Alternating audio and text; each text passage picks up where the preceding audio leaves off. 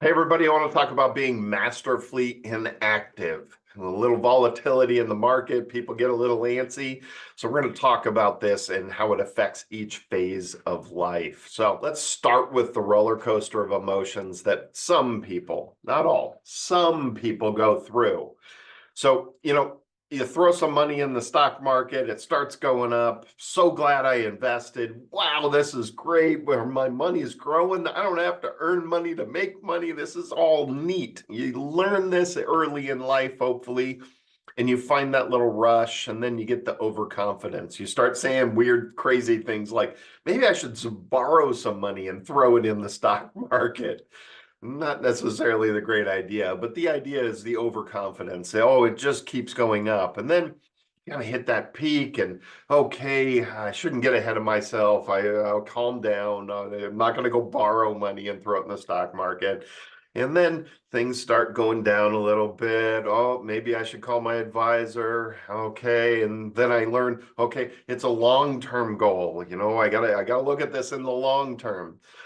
Then I start hitting what I started with, and holy cow, what if I have no money left? Who cares about long-term goals? That doesn't help anything. Keeps going and down. Enough's enough. I really want to pull all my money out. I don't want to do this anymore. That's it. All is lost. No hope. Down to nothing. And then it starts rebounding, and then we start seeing the light at the end of the tunnel, and at least I've stopped losing. Okay, now it's not so bad compared to the market. I'm not so bad off. And then you start growing again. Okay, I like this. This is good. This is good. We're finally back earning again. Glad I stayed the course. Never a doubt in my mind. Back to the overconfidence. We go through these emotions, and some people early in their investing lives have to learn these emotions, and we have to be careful about this. But the other people are those people that head off into retirement and are now starting to pay attention for the first time in their life. That's the hard part. Okay. You head off into retirement, you start relying on your money. And now you start worrying about these things more because you need this money to fund your retirement.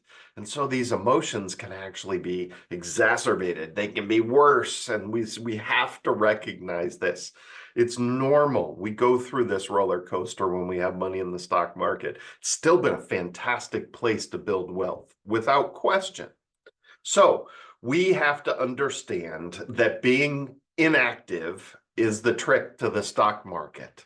Okay, when I say inactive, not trying to time the market. So let's look at some of these statistics. There's plenty of these studies out there. There's endless proof of this out there. So I want you to know there's some really main hard-hitting points when we look at these statistics. 78% of the stock market's best days occurred during bear markets, meaning bad markets, or during the first 2 months of a bull market, meaning think about that pandemic. This is just wild rush downward. Most people were out of the market when the market just started skyrocketing again. So we missed out on those best days. And so we got to be careful about this. 78% of it is when you're probably out of the market if you're trying to time the market.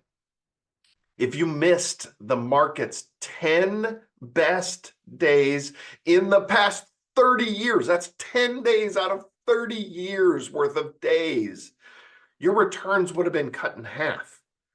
That is, oh my Lord, craziness. You missed 10 days, the 10 best days in the stock market. Okay. You missed those days. 78% of them were during bad times in the market. You missed the 10 best days. Your total returns are cut in half. You miss the best 30 days. You reduce your returns by 83%. That's incredible. It just shows you that staying in is more the ability, okay? The ability to control your emotions and the ability of your portfolio to handle the downs. That's the trick for some people, is understanding the proper allocation to the stock market so you can handle the ups and downs, because the ups and downs are just turbulence. They're not losses. They're only losses if you pull money out. Okay? So we got to make sure that we can handle the turbulence in the market if we're investing in the stock market. So we're going to handle this differently depending on your phase of life. If you're just in the savings mode, you're in wealth building mode, you got to listen to those advisors that are telling you, hey, the stocks are on sale. Just keep throwing money in there. Stay the course. Don't do things that you wouldn't do if the market wasn't going down or crazy the way it is. Okay, so just keep putting in. You're in the 401k, keeps pulling from the paycheck, keep saving. If you have some extra money lying around, buy more. They're on sale. It's a wonderful position to be in, and this is how you're going to build your wealth. Dollar cost averaging is real. So when you bought those stocks at higher prices and now they're lower prices, the average price comes down. So we want to make that price per share lower and lower and lower by putting more and more in, because you're able to buy more shares for the same dollars you're putting in for your 401k. When do we start pulling back risk, adjusting our portfolio? Well, think about it more like 5 years before you're retiring. 5 years before you're going to need this money is time to start reassessing and looking at this.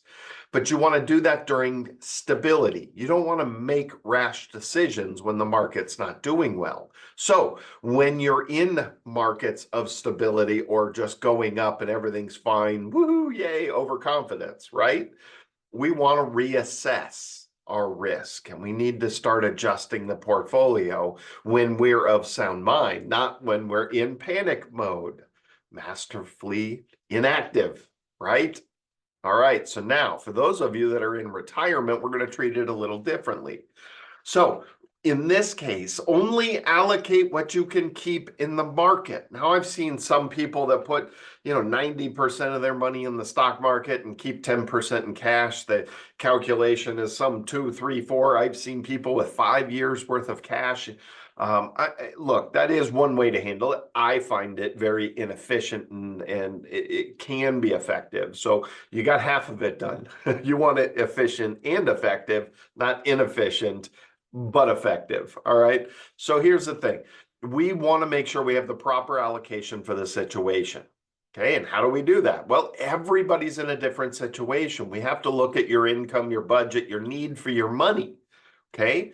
The goal here for every retirement portfolio is to never withdraw from investments that have lost. So your portfolio should always have a plan. If the market's not doing well, I don't want to have to pull from those stocks. Okay.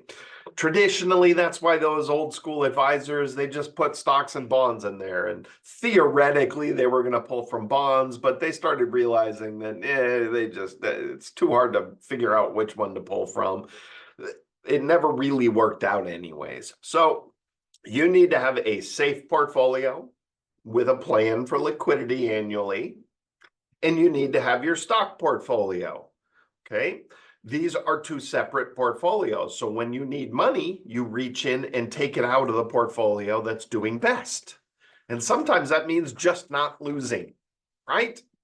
So the allocation to the safe portfolio versus the stock market portfolio is dependent on your need for this money.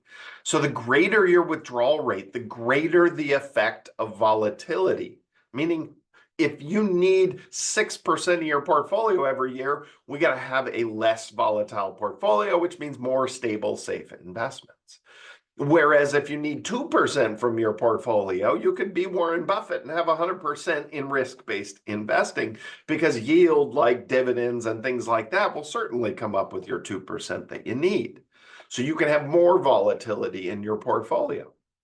Then there's the more you rely on your portfolio for income, the less it should be left to chance. So think about it more like this. If you had maybe $1,000 a month guaranteed income, but just to keep the lights on, you need $4,000 a month. I don't care how much you have in savings, that's an uncomfortable position, and it kind of hampers your ability to actually invest this money properly. Okay, so because of that, we need to have a lot more safe investments we can rely on. Things like, the CDs. That's why people that are so super conservatives, because they have this mentality that they rely on this money so much. I can't expose it to any of that volatility. I just need to spend the yield that's coming off of there.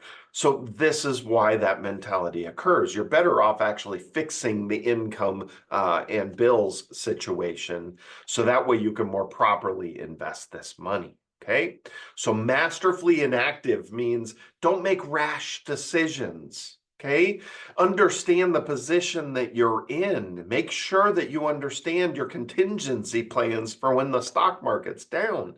If you're still in your working years, that means find extra pennies, throw it in the market. If you're in your retirement years, no big deal. I allocated my portfolio properly, and I'm just going to pull my needs this year from over here where it didn't lose money. That's the key to all of this. We can't be panicking. I know when you head off into retirement, we're paying attention more and we start worrying about things like it's like learning the whole stock market all over again. When you're young and a kid, I saw it with my nephews. I've seen it all over the place. I've seen it where you start investing. You're like, I'm making so much money. I invested in Tesla and it just keeps going up, and Apple, and ooh, and everything's la la land. And then all of a sudden we get a pullback and the emotions change real quick. Well, we experience this all over again when you head off into retirement for most people. So we have to just talk about this and be open about this and make sure we've allocated the portfolio right as you head off into retirement, and then remind yourself that, oh, we were ready for this. We do know this is going to happen. We're not going to panic every time we think the market's going to go down. Every time you think it's going to go down, I'm putting more money in because it's probably going up, because it goes up way more often than it goes down. So the trick is having the portfolio prepared for the downs so we don't have to panic. All right, masterfully inactive. All right, I hope that helps. I love making videos like this. Comment, go back to our channel. Our channel is filled with videos. We got over 200 videos on there, and we put new ones on every single week. So subscribe.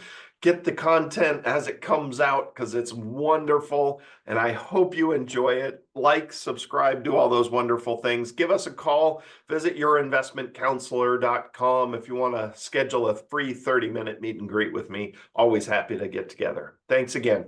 Bye now.